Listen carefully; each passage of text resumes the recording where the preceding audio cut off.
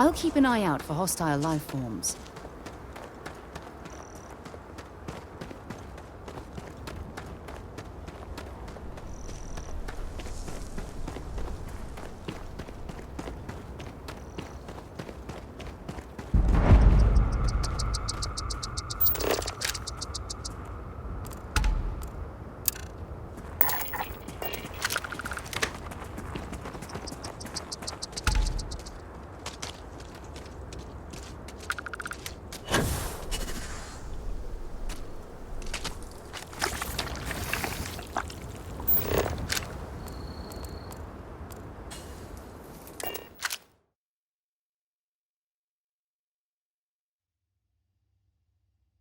I have something for you when you have a moment.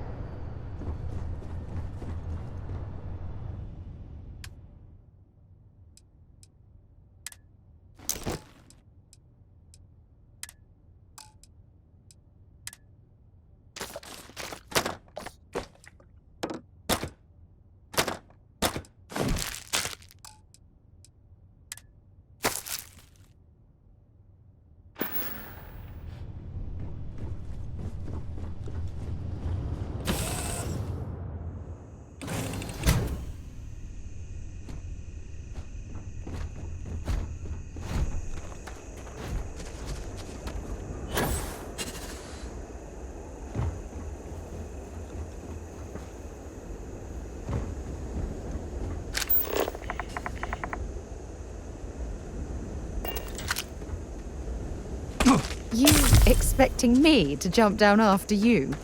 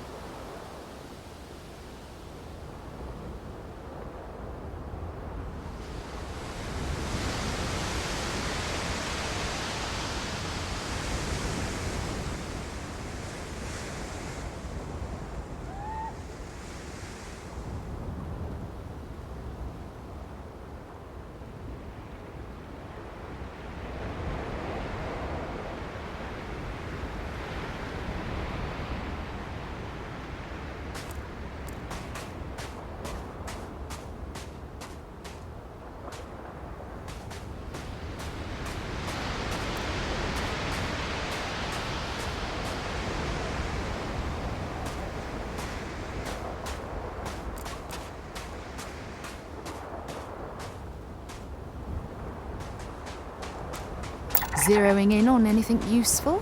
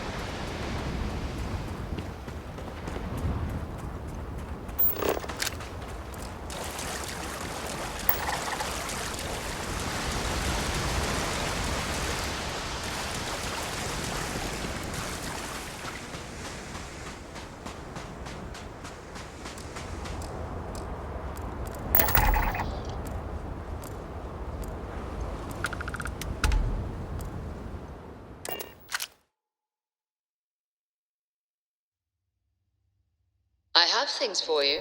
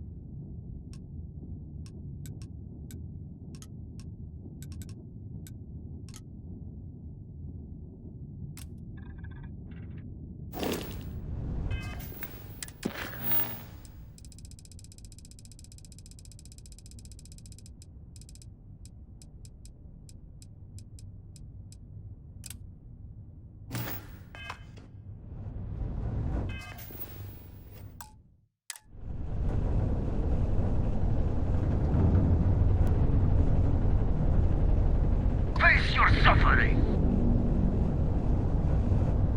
Are you prepared to face judgment?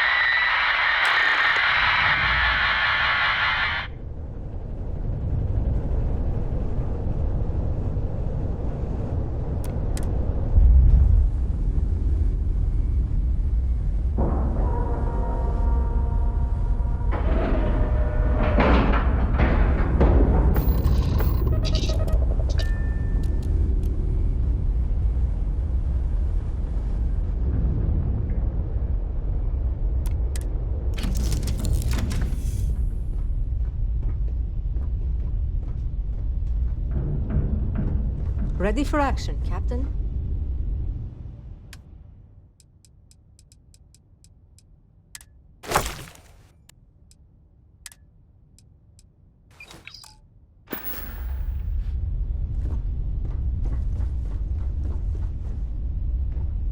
If you don't mind, I'd like to speak to Admiral Logan sooner rather than later. Oh, yes, of course. I almost forgot. Admiral Logan's office shouldn't be terribly far. Let's go.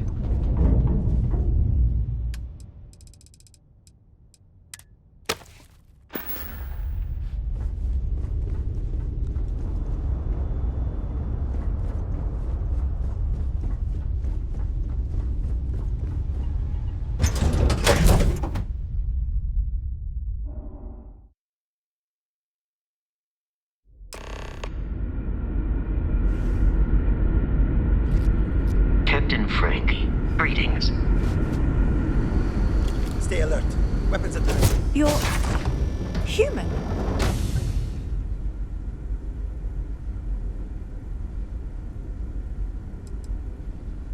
Clearly you're not.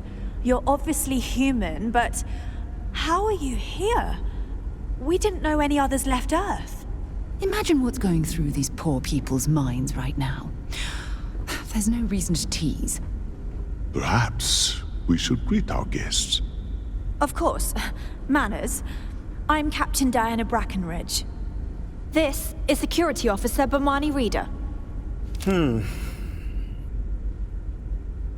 this is Dr. Mabuti da Costa, one of our elders. A pleasure to meet you.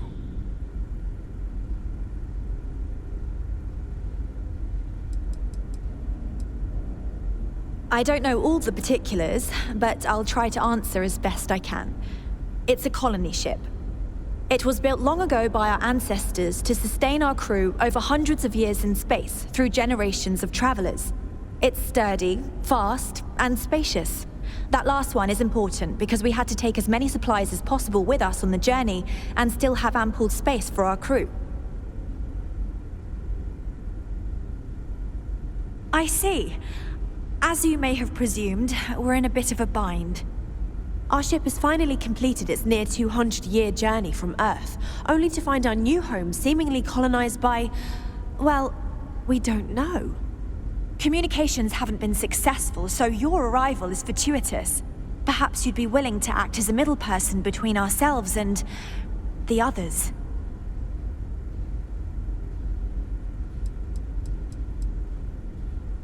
Well, the short answer is, we didn't. It's a generation ship, which is to say that most of us lived long, happy lives on board and passed our mission down to our children. It was never intended that the original crew would make it to our destination. The goal was always the preservation of the human race above all else. Though, it would seem that was perhaps a bit presumptuous. We're not entirely sure. Our engineers believe it's possible that our technology just isn't compatible with theirs. All we hear when using them to communicate with anyone is a bunch of disturbing noise.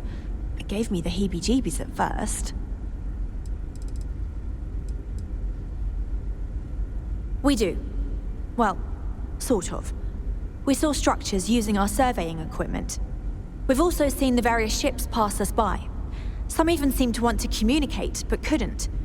Of course, we had no idea that they were being piloted by other humans. Ah, your question confirms one of our recent theories.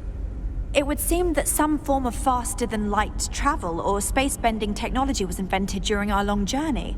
That would explain why we would find people this far out into space. I guess technology leapfrogged us at some point. Interesting. I can only imagine that our predecessors didn't believe the technology would ever work, and so they made the decision to leave when they did.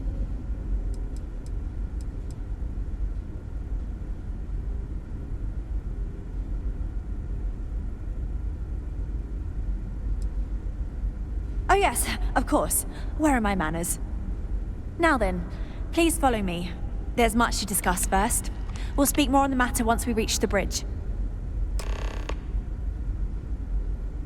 Dr. da Costa, you may return to your quarters if you wish. Thank you, Captain. I will follow you to the bridge, ma'am, for security purposes. I do not believe we have need to fear our guest, but I'll allow it if you insist. Welcome to the Earth colony ship Constant. In the early 2100s, my ancestor, Rupert Brackenridge, researched a number of scientific scenarios: climate change, asteroid impact, nuclear war, global pandemic, and more. Each scenario showed the likelihood of an extinction-level event to be within 50 years. He fully believed Earth was destined to be rendered uninhabitable. We've always assumed that's what happened. Never seen a ship So, like yours he gathered the before. best and brightest again, he I could haven't find, seen any ships built the before you Constant, arrived. and set a course for this planet here. We were told that it was the largest, most advanced ship ever constructed on Earth at the time. If you can believe, entire generations have been born, lived, and died on this ship. It really goes to show that there are no limits to human ingenuity and perseverance. Just because our equipment's old doesn't mean it won't work to take down troublemakers. Now that we know what's out there, things are gonna be more I interesting. have to say, with technology this outdated, I'm amazed that this vessel is able to navigate at all. It's almost like walking through a museum. No matter the outcome, I won't let my crew down.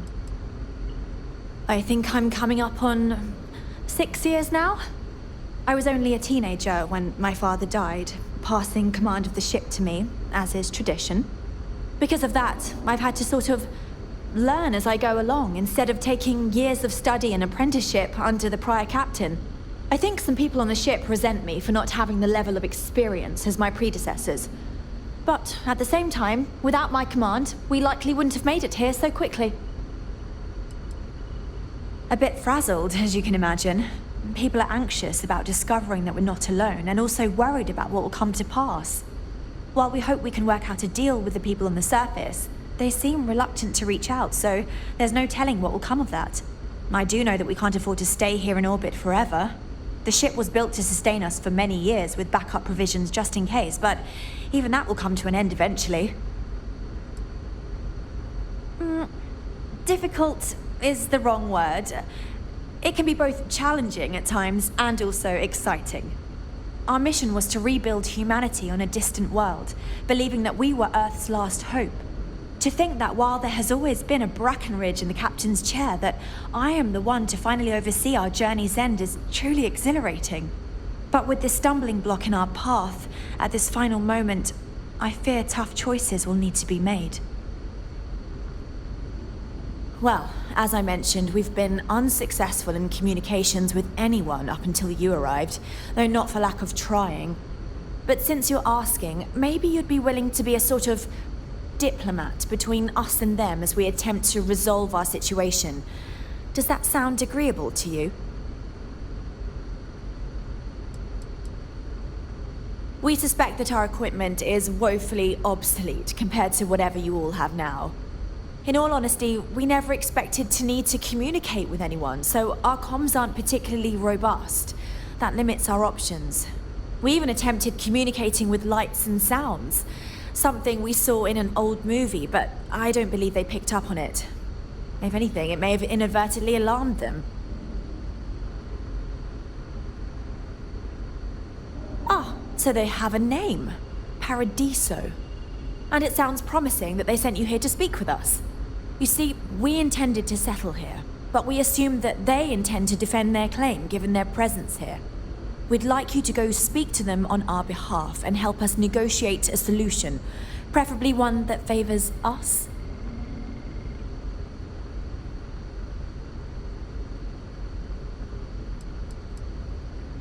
Based on the data our ancestors had when they launched this endeavor, it was determined that this was the perfect planet for us. Even if we had another viable candidate planet, we lack the resources to get there. And as you know, it took us 200 years to get here.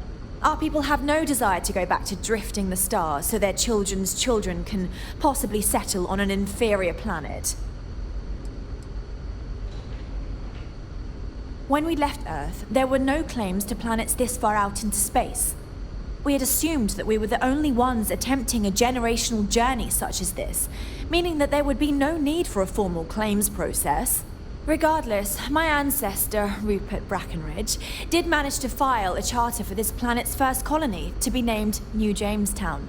According to his records, no one took it seriously when he filed it, so likely it was either ignored or the records were lost to the ages.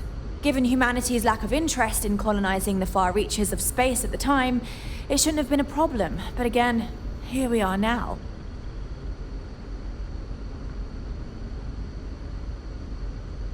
Excellent. Make no mistake, this is our planet, and we intend for them to see this our way. So, speak with their leadership and see if you can negotiate a solution on our behalf. Preferably, get them to see things our way.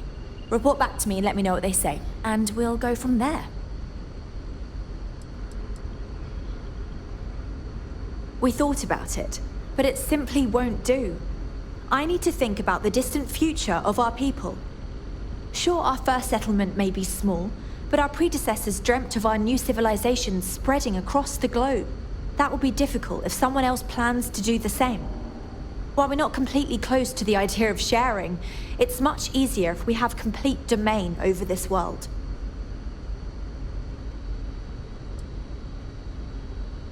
Now, it makes little sense to give up before you try.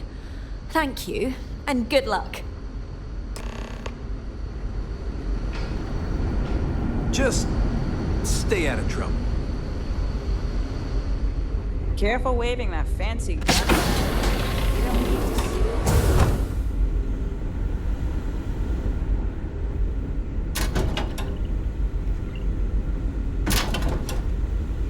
Now that you're here, I can finally give my crew a chance at a new life.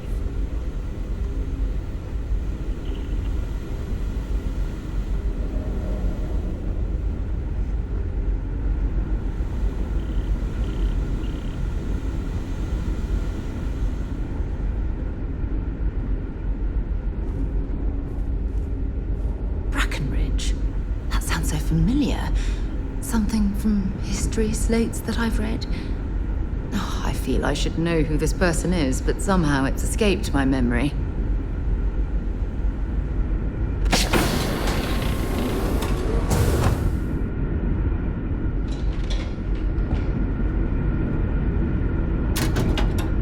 The Constant is a peaceful ship. Don't change that.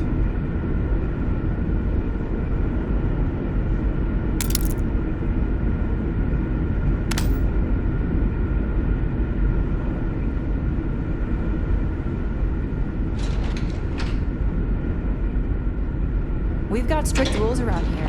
They're strict for a reason.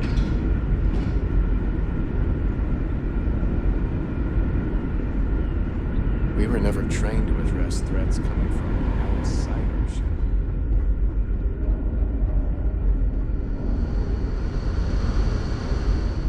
Careful waving that fancy gun around. We don't need to see what it can do.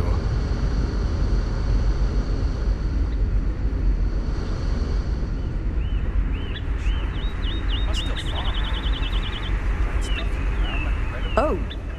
Wow. You're new? Weird. Okay. Wasn't expecting this. I guess I should introduce myself? I'm Janet. What's up? You? It'd just be a bunch of machines to... Oh, well, nice to meet you, I guess. I could take a break to chat if you want. Me too. Let's get back to it, huh? Certainly not what I want to do. I mean, I hate this job, and there's really nothing I can do about it. I'm the cultivation manager. Fancy words for farmer and fertilizer collector. I didn't have a choice. Most people don't. You get a job, and that's it. Like, I'm great at what I do, but I would enjoy doing literally anything else. Meanwhile, my sister Julia, she gets to hang out with kids all day and watch movies. The kids I couldn't care less about, but she doesn't even care about Earth culture. Ugh! Oh my God, it's terrible. I don't know how my parents did it, knowing they would never, ever get to leave until they died. Every day, you see exactly the same things. The same people do the same job. It's all the same. All the time. Seriously, the only thing that kept me going was knowing that we were the generation who knew we'd finally get the hell out of here. Although now that we're here, nothing seems to be happening. Sometimes I wonder if my sister was the lucky one.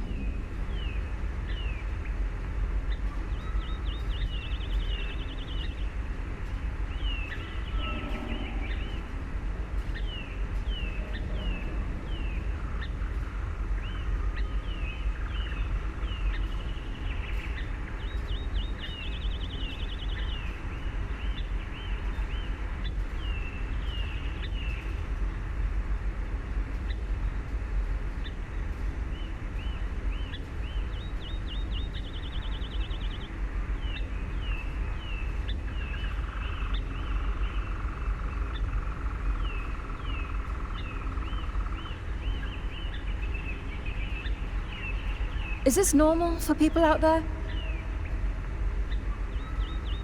Ah, so you've met her. No, not Julia. Julie and I were actually triplets with our sister Jen, but the ship ran out of one of her medications and she didn't make it. Sucks, but it is what it is. We only have so many supplies. We couldn't exactly get anything new along the way. Anyway, it happened a long time ago. I don't really feel that she's lucky. I'm just frustrated.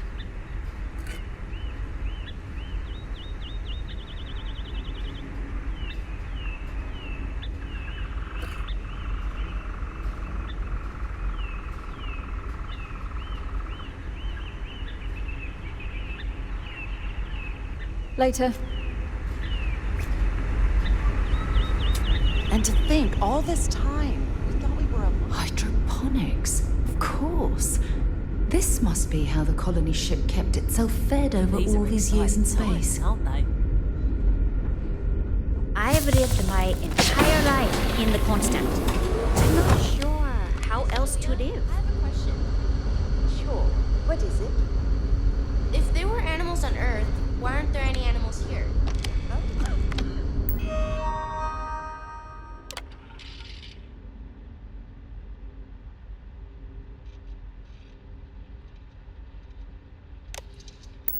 Well, there wasn't enough room on board now. Sure is nice to know there are other people out there.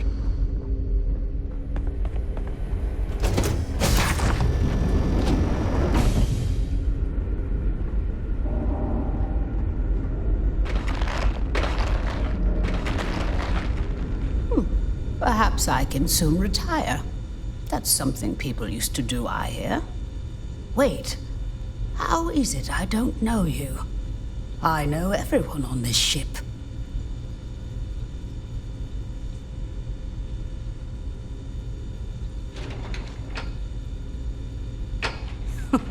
Oh my. Yes, of course. Sorry, I was with a difficult patient when the announcement came through. But now I remember. They sent my husband, Mabuti, to greet you. It's quite fortunate that you arrived when you did, for Mabuti's sake. Hopefully you can help resolve our current predicament.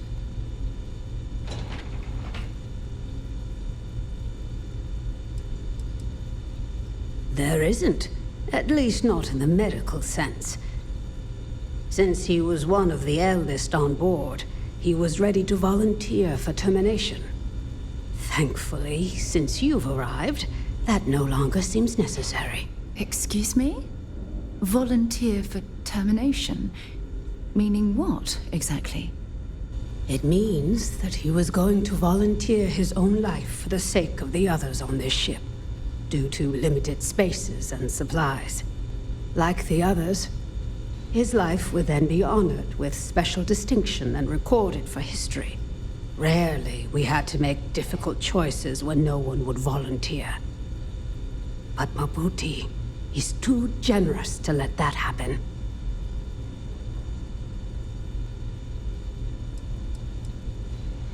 I certainly hope so, too. It shouldn't. I should certainly hope that it doesn't. Admiral Logan's office shouldn't be terribly far. Let's go. Wow. Hi. The Constant is a peaceful ship. Don't change that.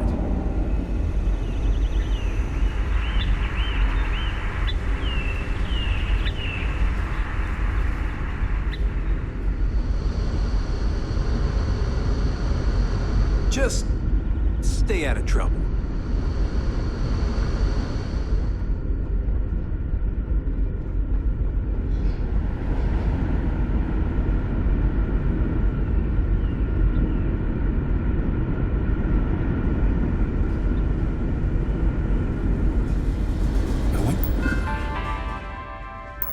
What else is out there? Boy, am I glad you weren't some sort of alien. I was hoping to talk to our visitor from outer space, and here you are! Welcome, welcome! I have a million burning questions, but I won't overwhelm you. There will be plenty of time for that later. Please, indulge me just a couple. How did you do it? Did humanity finally discover faster than light travel and eclipse our poor old ship? I knew it. It's incredible! I read about this technology in our archives from Earth, but it was only theoretical back then. Amazing! I'll have to learn more. Oh, I've got so many questions, but I'm being rude. I haven't even given you my name. Chief Engineer Kazemi, but you can call me Amin. And, I might add, I'm one of the reasons we're still floating out here today.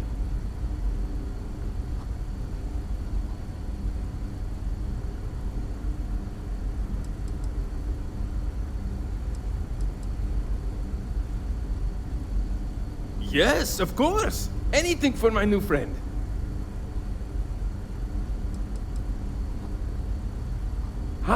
Great question. I do not know for sure, but I can venture a guess. All of the reading I've done on the matter suggests that at the time, there was uncertainty that the technology would ever work, or if it did, that it would work at the scale we needed. So, I trust they made the decision to strike out when they did, fully believing it was the only way. Some may say I'm a master of keeping things together with nothing but duct tape and bubblegum. Well, if we had any gum left. Pretty sure that ran out 100 years ago. When I'm not dealing with catastrophic engine failures, I manage the other engineers. We maintain all the machinery, computers, you name it. We keep the life support on, and the ship flying.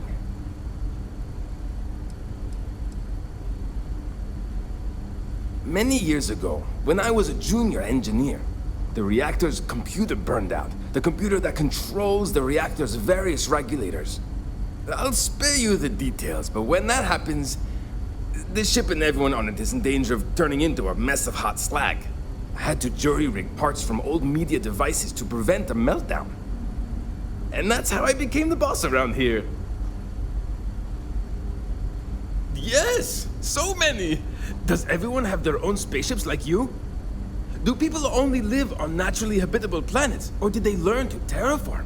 Are we in contact with alien species? I have so many more, but I don't want to take up all your time.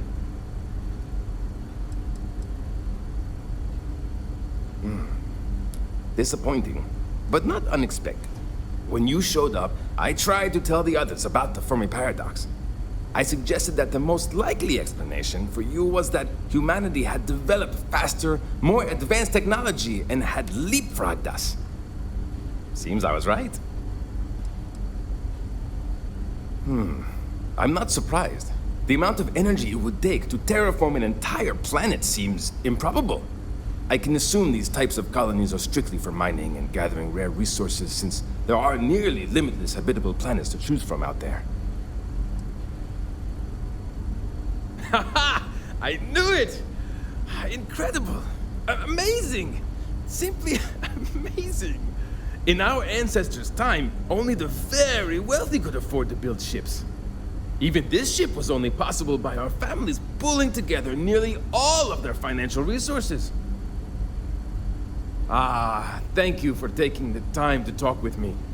I can have a bit of a big personality, I'm told. So let me know if I ever get on your nerves. Good luck out there!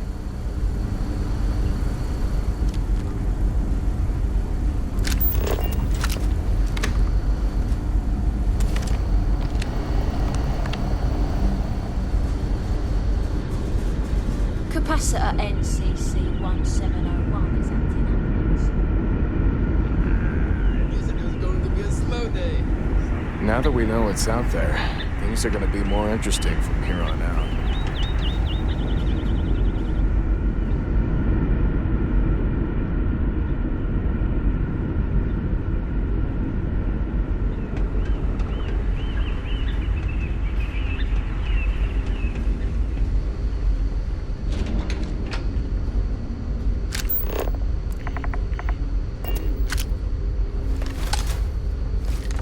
Miss Yang said we're experiencing history right now, and that there will be books written about us. I'm gonna be in a book.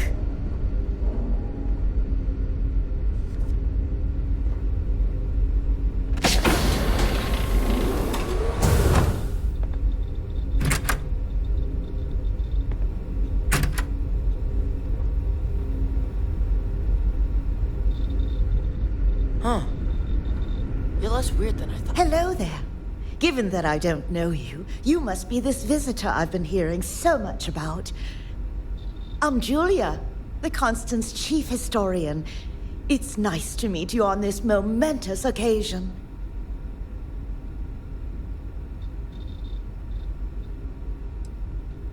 Ha! You must have been speaking with my sister. There's more to it than that. Officially, I'm assigned to the role of chief historian. Generations ago, it used to be lawkeeper of humanity, but that seemed a bit too lofty. While I don't think my job is as important as captain, engineering officer, or cultivation manager, it's still vital to our mission. I do. But sometimes it's frustrating to convince some people that my job is important, since it's not directly related to our continued survival. There was a time where I thought my sister was the lucky one, running the hydroponics farm and being responsible for feeding everyone on board. But I grew to like my work, and working with children is nice, especially since I'll never have any of my own. It's okay. I don't mind you asking. I'm actually proud of my choice. It's a great honor to give up one's ability to have a family so that others may. As you can imagine, a population limit is a necessity on board a colony ship. I made my choice long ago to give others the chance to have a larger family should they wish. Though, I suppose I don't need to worry about that now. Maybe it's time to consider it. Of course. Everyone was assigned their roles here. We don't choose our roles, since there are only so many of us, and every job is critical. Someone has to prove themselves either exceptionally bad at their job or exceptionally good at another in order to be moved. But that rarely happens. I run the educational programs aboard the ship for all the children and any adults who are looking to learn about Earth history. We try to have group sessions some evenings where we read old Earth literature, watch old films, listen to music, and the like. So yes, I hang out with children and watch movies, but it's more involved than that. We historians are charged with keeping Earth culture alive so that we never forget where we came from. Thanks for saying so. As chief historian, I can tell you a lot, probably. What do you want to know?